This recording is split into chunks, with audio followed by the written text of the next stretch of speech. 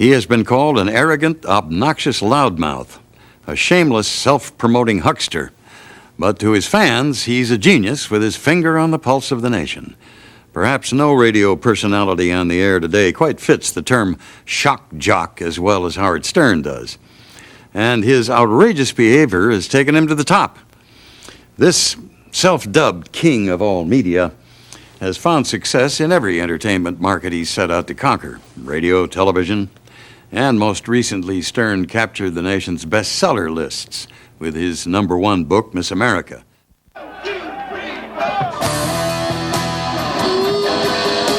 Bask in my glory. Howard Stern is God. I am Bartman. God has blessed me with a fabulous sense of humor. He's brought humor into boring lives. That's the heart of it. I think he's a riot.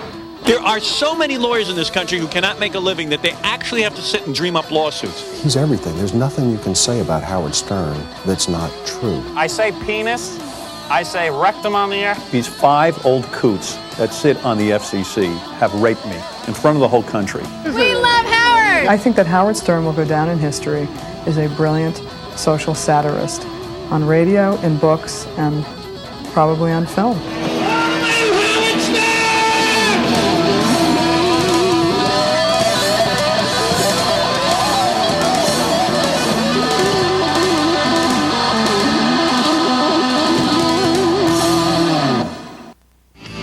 Listening to The Howard Stern Show.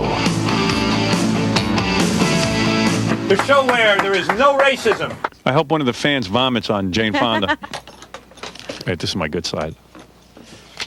You know, Robin. I needed a moment alone. I wish you would have come to me. I would have found a moment alone for you.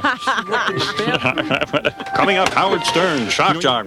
Okay, whatever it is. Howard is a brilliant social satirist. And I think that he is a man who will skew a lot of sacred cows and will talk in ways that, especially in these politically correct times, that people don't want to talk in, that feel afraid to talk in terms of, and he's not afraid to do it, which is why he has a lot of fans. Howard! Howard! Howard! Howard Stern's philosophy of radio is simple.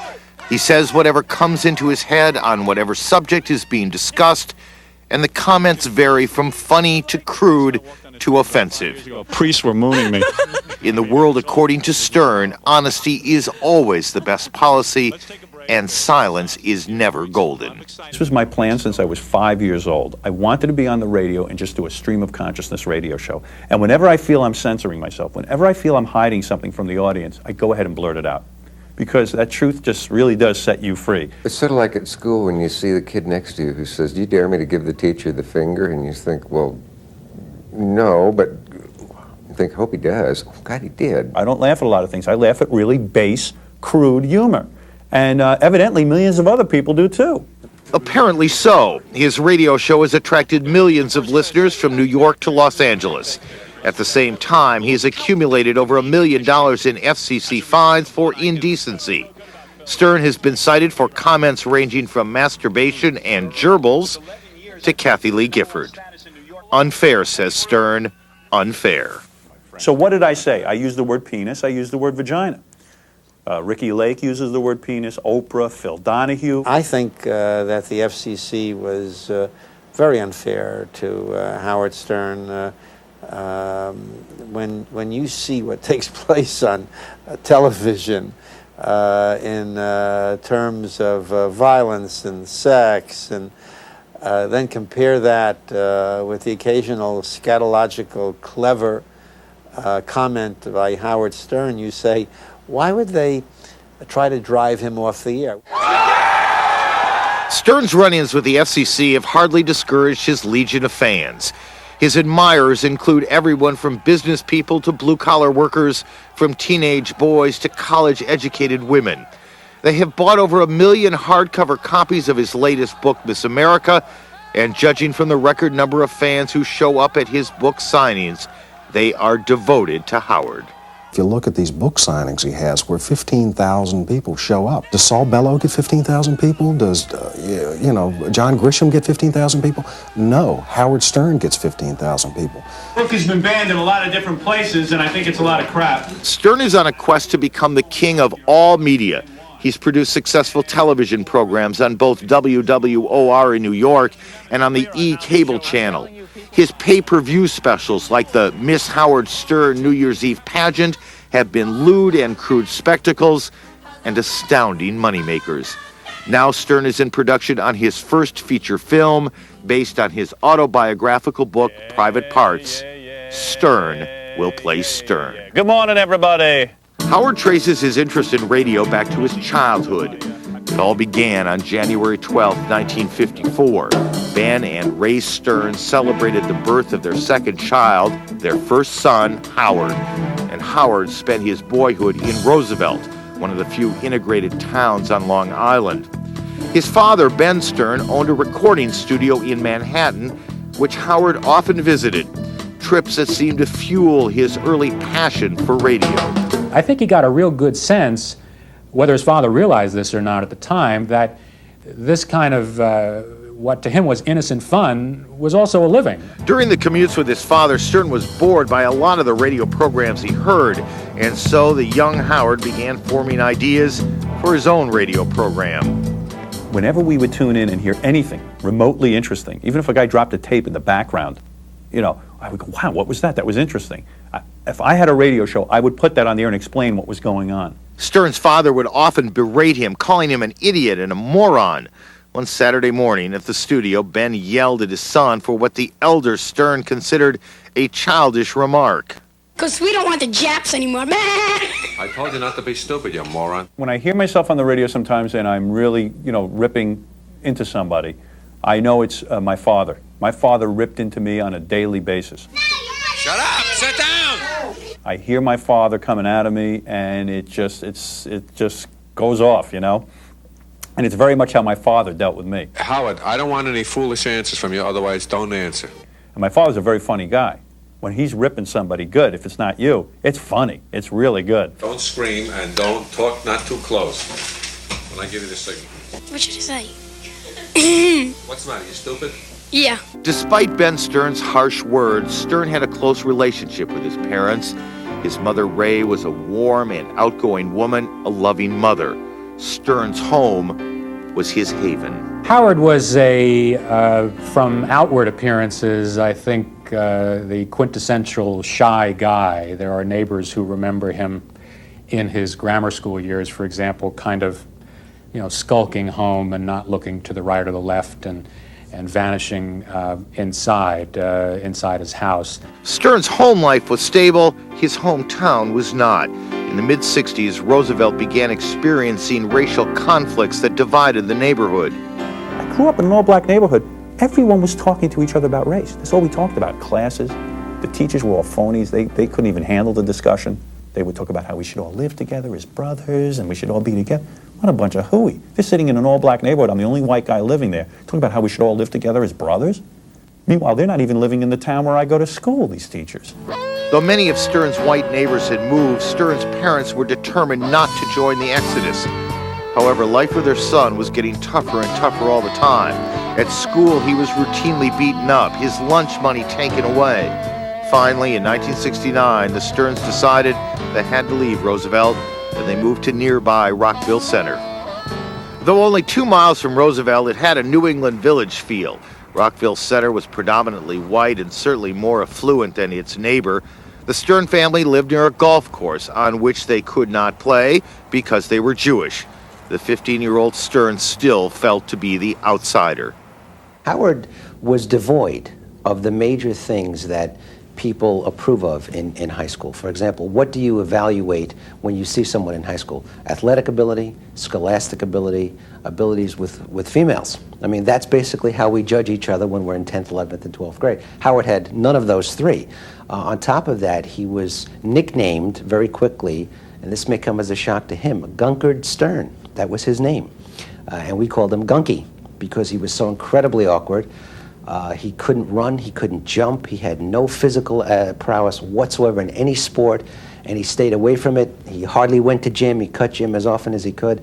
And he became such a standout that we were sort of attracted to him because we wanted to know, well, how could a guy be so different? How could a guy be 6'5", 14 years old, and not be able to play basketball?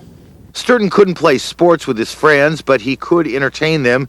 He excelled at the crude humor and biting put-downs beloved by teenage boys. We were playing cards, and we'd be sitting there, and he'd take a big gulp of soda and just have a giant belch, and we would laugh. I mean, like idiots, we laughed at it. So the more we laughed at his raunchiness, the more raunchiness he wanted to give us. Burping is still so funny to me. Maybe I'm caught in, terminal adolescence. But a guy sitting and belching, a really loud belch, will break me up. And farting is one of the most wonderful things. The noise itself is a symphony to me. We would rank him out, and he would rank us out, all in fun. He would always find the vulnerable side of somebody, and he would know how to exploit that vulnerable side with a very like a fencing expert. He could find it and exploit it, even if it was only that big. Howard never shared his dream of becoming a radio star with his high school friends, but he chose a college known for its communications program, Boston University. In his sophomore year in college, Stern worked briefly at the college radio station. He was fired because of his offensive material. In his junior year, Stern met social work student Allison Burns. Allison was attracted to the humor of the tall and skinny Stern. She became his first full-time girlfriend. Both Stern and Allison finished college in 1976, with Howard graduating magna cum laude. He was offered a job at WRNW, a station outside Manhattan. At the age of 22, Howard Stern was on his way to fulfilling that childhood dream of radio stardom. While WRNW wasn't exactly the big time, it was a place to start. Hi, I'm Howard Stern, the program director of Westchester's Rock Station. You know, it's really hard to describe what makes a radio station a success. We here at WRNW have narrowed it down to a very few special elements. While Stern explored his radio persona, Allison pursued her graduate studies at Columbia University. After her graduation in 1978, the two 24-year-olds were married at a synagogue outside of Boston. I enjoyed watching them together. I always considered Allison to be the anchor. I mean, she kept Howard tethered to the earth. It seems to me that they had a very nice relationship, a very good relationship. She tolerated Howard. I think she had a lot of patience with him and for him, and I think she endured a lot of his craziness. Howard Stern controlled his anxiety and energy with transcendental meditation, which he had learned in college. Howard was just a ball of reckless energy. You could see he was a man struggling to contain himself. But then he recognized one of the ways he was going to do that was by practicing TM. And I think it was fairly effective for him. I think he was able to center himself and sort of locate his middle precisely at a moment when he needed it most. Without TM at the time, I think Howard might have flown out of the building. After 2 years at WRNW, Howard took the job of morning man at WCCC in Hartford, Connecticut. It was his first crack at the morning drive slot. In 1979, at the age of 25, Stern became the morning man at WCCC AM in Hartford, Connecticut. Howard Stern was making a whopping $12,000 a year. Good personality, good rock and roll music. Here at CCC, AM 1290, FM 107. Howard's first brush with notoriety came during the gas crisis of 1979. Responding to his listeners' angry calls, Stern launched a "To Hell with Shell" campaign, urging his audience to join in a 2-day boycott of Shell products. The oil company was not happy with WCCC, but the bit paid off in the ratings, and it helped bring Stern to the attention of the radio consultant, Dwight Douglas. And I listened to the tape, and I thought, there's something here. There's something going on. So I called Howard Stern and asked him to give me a complete package, and he was very efficient. And after listening to the tapes, it struck me that he was kind of like Alan Alda on acid. and we recommended him for our station in Detroit, WWWW, which was referred to at that time as W4. I need this gig. I need the money. Stern took the job in Detroit. The move, after all, meant a bigger market, a more powerful radio station, and more money. WWWW, Detroit's W4. It's going to be rough to get Princess Caroline here, although maybe she'll get my message somehow. Maybe if you drop her a note and tell her to appear on the Howard Stern program, we can get her on Dial-A-Date. Stern used his time in Detroit to refine his radio persona. He cut down on the amount of music and added more conversation with guests. So he would have on record company representatives who were passing through, pitching songs to the station, and sit them down and insult the music that they were trying to get onto the turntables of his station in Detroit. Now there's a guy, what do you think of him, Glenn? That wasn't bad at all. You like that? Yeah. I got to be honest with you, I didn't like it. For the short time he was there, less than a year in total, he never really achieved any significant ratings breakthroughs, but it was a place in which he was allowed to exercise all kinds of outrageous comic freedom. I just bought a new car, American. Please, check me out for 10 minutes. And that would ultimately take him to the next step, which was Washington, D.C. In 1981, Stern accepted the job of morning man at DC 101 in Washington. The 27-year-old Howard Stern was now making $40,000 a year. DC 101's program director suggested the now historic pairing of Howard Stern and newsperson Robin Quivers. Both Stern and Douglas liked what they had heard on Quivers' tape. Robin Quivers was initially reluctant to go move yet again out of her native Baltimore to Washington, but in listening to Howard Stern's tapes of his radio shows, she thought this was going to be something unlike any radio show she was familiar with. She wanted to meet Howard Stern. He was wacky, he was wild, and it might be fun. It might be a way for her to be noticed as a newswoman if she were teamed up with a guy who would bring a bright spotlight to that show. Here, Robin and Howard conduct their own coverage of the Prince Charles, Princess Diana wedding. It's hard to hear you, Robin. You say something about a lesbian? What was that? Thespian.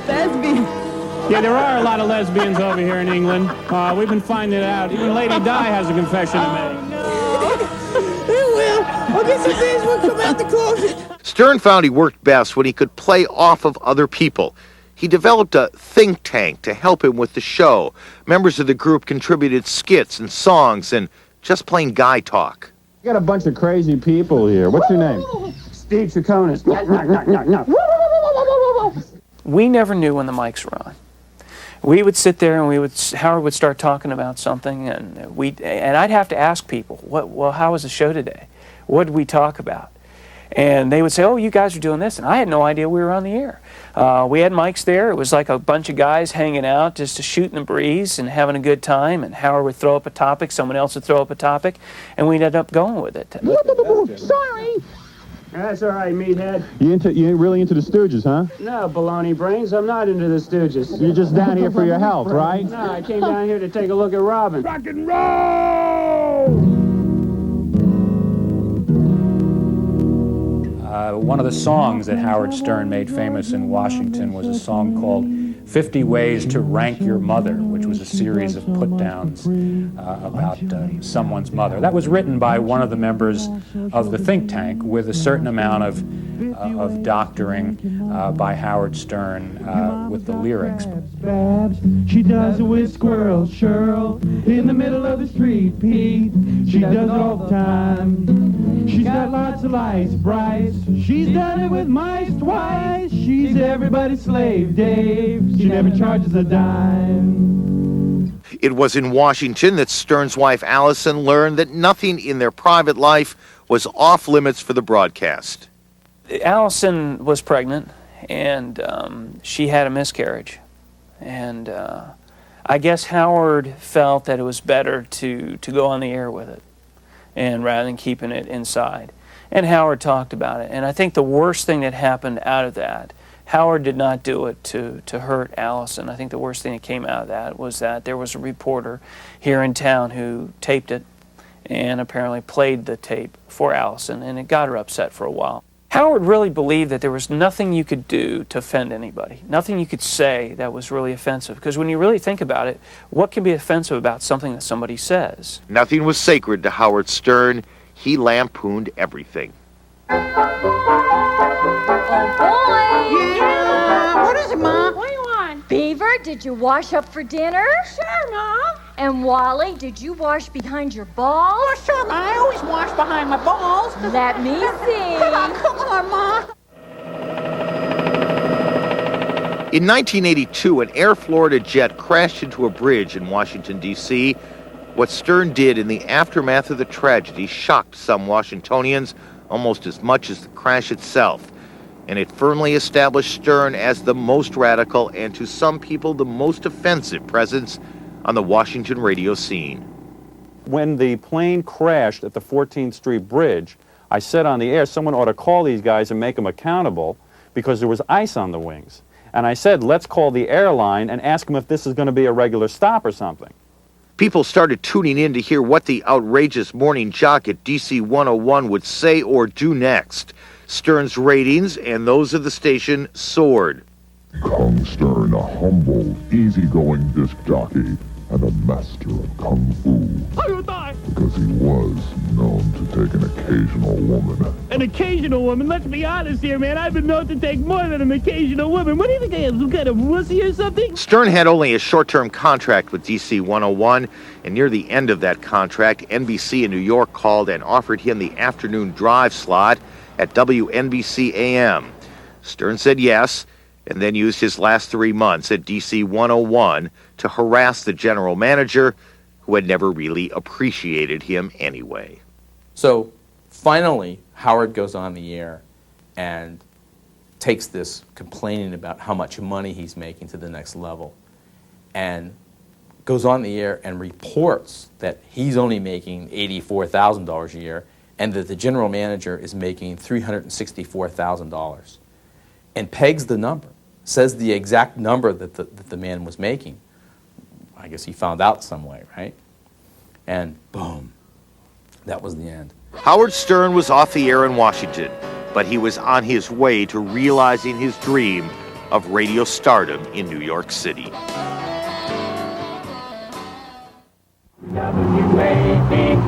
Howard Stern grew up on Long Island, listening to the powerful radio stations out of Manhattan. In 1982, at 28, he became the afternoon drive jock on one of those stations, WNBC AM. Hello, you're on the air. We even make fun of people who like the show. Yeah. You know, we make fun of everybody. Don Imus was WNBC's star, their ratings and revenue machine. I say, heal its radio and never let its dial be set on anything but 66 WNBC. Off the air, Imus's abuse of drugs and alcohol made NBC management uneasy. You know, I'm surprised you don't bring a bottle of vodka in here every morning and just set it down just to kind of help me along here. I have one in reserve. They hired Howard as a backup for the unpredictable morning man, and the two men quickly became rivals. NBC's executives were also wary of their new afternoon jock. About a month before Stern's debut in New York, NBC Television aired a report on shock radio. What you're about to hear is going to shock and disgust you because it's vulgar, even obscene. Howard Stern figured prominently in the piece. To watch this report. It's X-rated radio. They call Joe Mammy instant coffee because she's easy to make. When you walked into the studio at NBC, they had a collage of a family sitting down, eating dinner together, people going to church, and they had a big banner across the top saying, Howard, remember, this is your audience. That kind of stuff with Howard Stern or any other performer or entertainer, that was quite inhibiting, and I think that Howard felt that. I want to have kids someday. I'm just joking with you, man. Don't be so damn serious, man. I have trouble dealing with Man, what's the matter with you? Serious, man. I'm just trying to make some jokes, man. Oh, when you're joking. Those aren't jokes. That's not funny. Two events changed Stern's fortunes for the better at WNBC. First, management finally agreed to bring Robin Quivers up from Baltimore. Then a new general manager was hired who supported Howard and his show. The new manager, Randy Baumgarten, launched the first ad campaign that featured both Imus and Stern. WNBC Radio apologizes to the following: the National Organization for Women, the New York chapter of Hadassah, Governor Cuomo. The ad campaign, along with Stern's new on-air freedom, brought more listeners to Howard's show. Although Baumgarten was a fan of Stern's humor, Howard sometimes went too far even for him. Howard was doing a bit on why don't Jewish women use their mouths for anything except eating Chinese food. Now, we all know what Howard was talking about. And, at one point I felt it was just a little bit more explicit than I would care for. And I got him while he was on the air when I said, Howard, you got to stop this. And he did. But he turned it into a bit of, was I right to stop him? I would say that most people talk the way I talk, think the way I think, and are a little bit inhibited because of the nature of the work they do or because of their families and their friends. They can't really loosen up, so I do it for them. I'm like a big piece of X-Lax in the afternoon. I loosen up for all the people who out there who just want to break loose. Howard's sense of humor had earned him enough money to buy a home in an affluent neighborhood on Long Island. There he and Allison enjoyed the company of their first daughter, Emily, who was born in 1983. So let me say hi to the baby before I go. All right. Hi, honey. Emily, Emily, Daddy loves you. Say bye-bye to her. Okay, bye-bye. Howard's good times at WNBC lasted about a year. Then in 1984, a management shuffle, Baumgarten was promoted. Stern was back to battling management. NBC executives will come down and start sprinkling money over my head. I've been told not to make fun of management here, that enough is enough, particularly in interviews like this. When you do an outside interview, you don't make fun of NBC management. But I don't care. Listen, man, those guys are only going to turn around and fire me the day I don't get ratings. They'll dream up some way to get out of my contract. And so when he became too much of a liability, when NBC felt that there was this real potential they could be really embarrassed by this guy, I said, get rid of him. Anyone who's that prejudiced and that immoral does not belong on the air. He speaks his piece. I think it's great. And he should get his job back. He deserves to get fired. Within a month, Stern and his crew were back on the air in New York, this time at struggling WXRK, known as K-Rock. The head of the station saw Howard Stern as a possible answer to K-Rock's problems. If I could jam my tongue into K-Rock's throat right now, I would. It's a love affair. Let me tell you something. I love this place. Stern thrived at K-Rock and was soon shifted to the coveted morning drive slot. His success in New York prompted K-Rock's parent company, Infinity, to try syndicating their star nationally. On the morning of April 18, 1986, Philadelphians turned on WYSP and heard the words, "Hello, Philadelphia, welcome to your worst nightmare." Stern's strategy in Philadelphia was simple: identify the enemy, then destroy him. And so when he arrived in Philadelphia, he very quickly figured out, who have I got to beat? The number one man in town is John DeBella. And he set his sights on crushing John DeBella. He would call DeBella's show on the air, and they would get put on hold, and DeBella's station, WMMR, would get piped in over the phone system. 93.3 WMMR. And so Stern would be having WMMR in Philadelphia piped in over his radio show, and he would be ridiculing DeBella as he was on the air. Stern also exploited his rival's marriage problems, even featuring DeBella's wife as a guest on his show. And John DeBella eventually took a hiatus from radio. He's told me on occasion that DeBella at the time represented to him every bully who had ever pushed him around, every cool kid who made fun of him. John DeBella became the embodiment of what he had to crush to get where he wanted to get. Stern's show drew thousands of listeners in Philadelphia and generated far greater number of complaints to the FCC than it ever had in New York. Sir, I say penis, I say rectum on the air. How much more leeway do you think they can give me before they all lose their license? The Howard Stern Show received the first actual fines from the FCC. because of a 1988 Christmas show in which a man played the piano in an unusual manner. A guy came into the studio, Christmas time, and played the piano with his penis. Here he goes, Robin. He's ready. Uh-oh, with his private party. Is he doing it? Yeah. Oh, no. We're going to hell. I'm on the radio. You can't see a guy playing the piano with his penis. He said, I'm going to play the piano with my penis, and played it. Now, excuse me, you didn't see it. And you know what? If you saw it, I don't think you'd turn to stone. But nevertheless, that's what was said, and that's what the big fines were over. The FCC fined Infinity $6,000 because, in its opinion, Stern used language that describes sexual and excretory activities in a patently offensive manner. Stern's run-ins with the FCC didn't hurt his career. In the early 1990s, WWOR-TV in New York offered Stern a weekly show opposite Saturday Night Live, and the program ran until the summer of '92. The next few years would bring Howard many more opportunities to test his talent outside the radio world. Magic Johnson is in the news, and I see people carrying on, oh, poor Magic this, poor Magic that. Magic knew what he was doing. Magic knew exactly what he was doing. He could have easily taken a revolver to his head and done the same thing. At the age of 37, Howard Stern finally found a radio home as the morning man at K-Rock in New York City. The ratings books for the fall of 1991 brought the fulfillment of Howard's childhood dream. He was number one in New York. Howard Stern is God!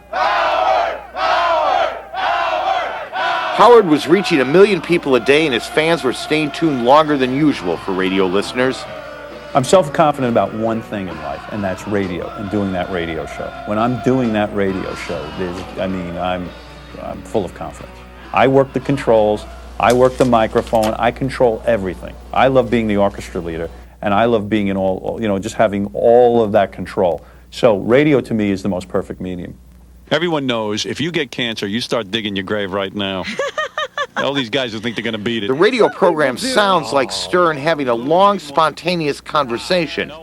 But that conversation is hard work. I've been in the studio a couple of times during the show and when the show ends. And it is fun to watch because it's almost as if when the red light goes off, sort of the toxins drain right out of him. It's like one of those pins, you turn upside down and just watch the toxins drain out. It's clearly a performance. He readily admits that what he does on the radio is a performance, and he has to get himself up to do it. And his energy quickly diminishes because he is exhausted when the radio show is over. He is pooped. When I get off the radio, I don't go around acting like I'm doing a radio show. I'm not constantly talking. Quite frankly, after 5 hours, your voice is shot. You're tired. You want to go home. My wife says, you come home, you're such a life of the party the rest of the day. How come you're not the life of the party at home? I go, you know what? I'm really beat. I'm tired.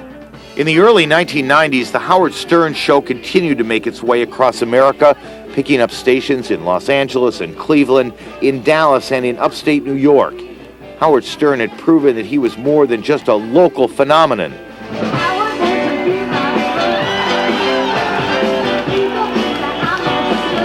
Listeners across the country responded to Stern's honesty.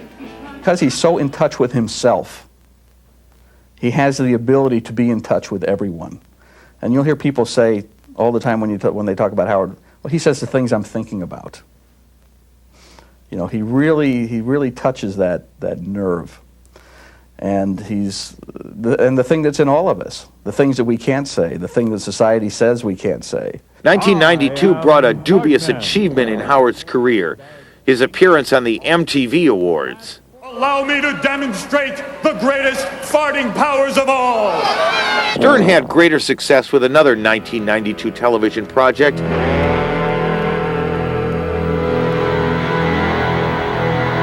A half-hour interview program on the E! Cable channel. During the weekly program, Howard badgered celebrity guests until they finally responded to his often offbeat questions. On a scale of 1 to 10, do you think I'm attractive? I was going to bring my high school picture because I looked like you in high school. I saw you show your high school picture and we looked alike. You look good. Reviewers gave the Howard Stern interview high marks.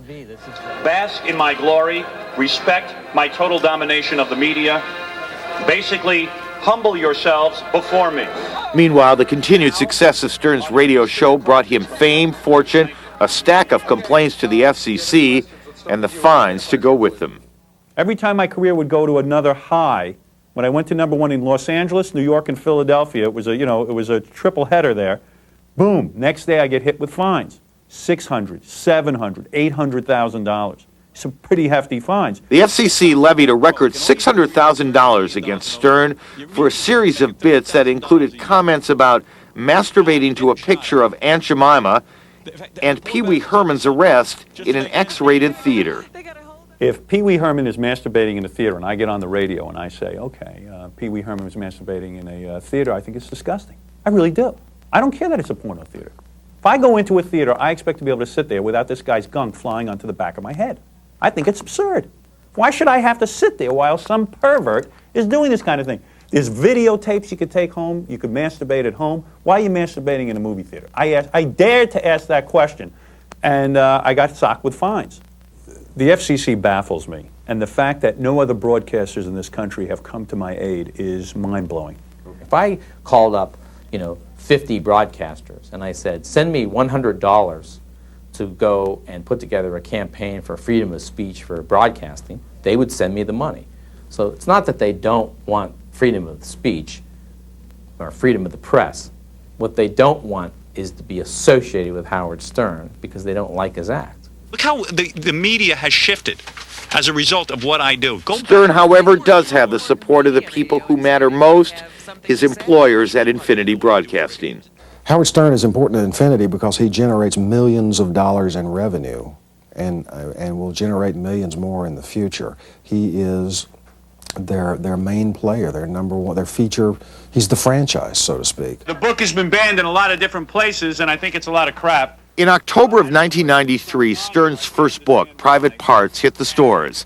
Part autobiography, part rambling discourse on the world in general, the book received good press. Reviewers liked its humor. It sold over 1 million hardcover copies. Because I asked him one day, I said, Howard, how do you measure what's funny? And he said, well, on the radio show, I play to Robin. She's my audience. If it makes her laugh, then it's funny.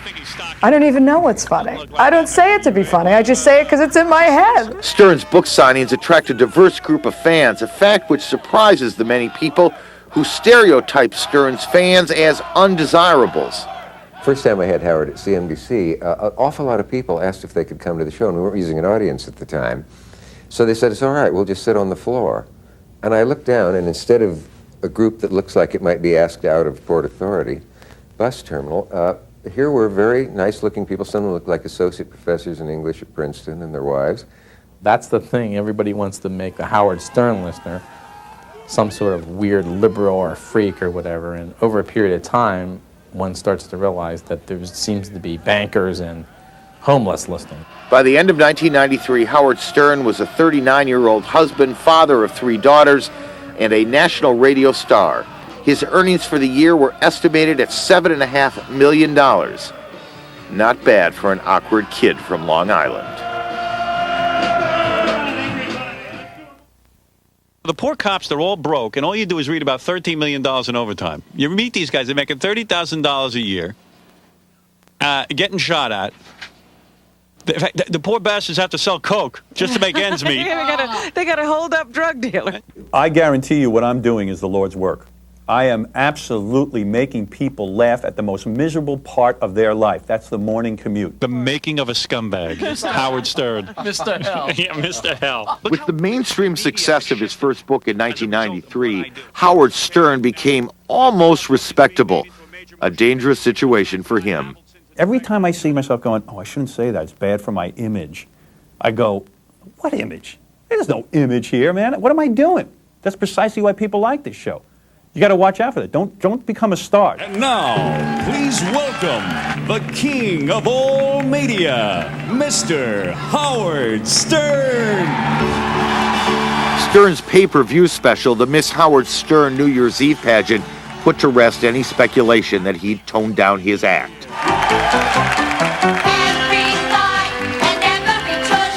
One reviewer called it the most disgusting couple of hours in the history of television. The show earned nearly $16 million, and Howard Stern took home an estimated $4 million. And with this ballot, I change the course of political history in New York State. Blah, blah, blah, blah. In the fall of 1994, Howard Stern made headlines when he became the Libertarian Party candidate for governor of New York. When I am governor, we are going to make sure that the libertarian point of view is heard in Albany. He eventually withdrew from the race rather than disclose his earnings, a requirement for all candidates. I thought it was an excellent lampoon of how politics is run in this country. Everything that we did on the air, including talking about how I was going to behave at the press conferences. Robin, you tell me I'm a hero. I'll go, no, no, no, and then you say, we would plan everything out. The same year, Stern became a hero when he saved a man from jumping off the George Washington Bridge in New York City.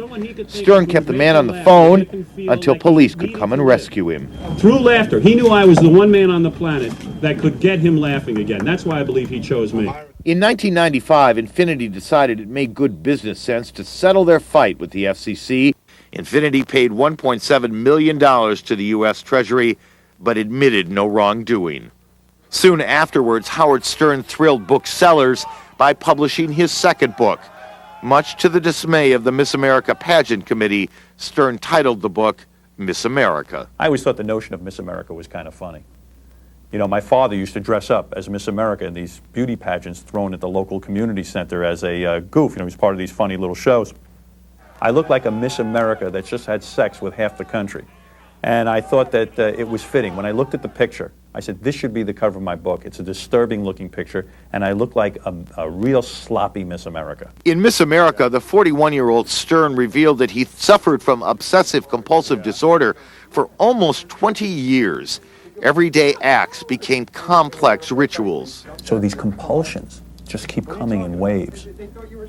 And I'd go home sometimes, I'd be getting, you know, I'd get dressed or something, and I'd have to touch the side of a cabinet a certain way, pull the thing off the hanger a certain way, and I'm going through this going, man, this is really nutty. I just can't get rid of this. I'm going to be stuck with this the rest of my life. I can't believe I'm going to be stuck with this the rest of my life. Stern overcame the disorder after he realized that his problem was psychological, not physical. Stern says that he has been cured for several years. In the wake of the hoopla over Miss America, Stern announced that he'd finally signed a movie deal. The film will be based on his first book, Private Parts. Stern will play himself. Off the air, Stern is famous for being just a regular guy. He lives in an affluent community on Long Island and is the father of 3 daughters. He and his wife Allison have now been married for almost 20 years. And I asked him one day, I said, Howard, you know, you are the only 40-whatever-year-old guy that I know who's been married as long as you have, who's never cheated on his wife. How do you do that? How did that happen? I said, you know, my mother would kill me. He said, my mother told me she would come here, she would take Allison and the kids, and I would lose everything. And he would never run that risk. God, I love her. In 1995, approximately 4 million listeners a week tuned into the Howard Stern Show. The program generated an estimated $22 million in annual revenue. Stern earned approximately $12.5 million that year. Not only has Howard Stern achieved more than he ever dreamed of as a boy on Long Island, he has had a dramatic impact on the medium he has loved since childhood.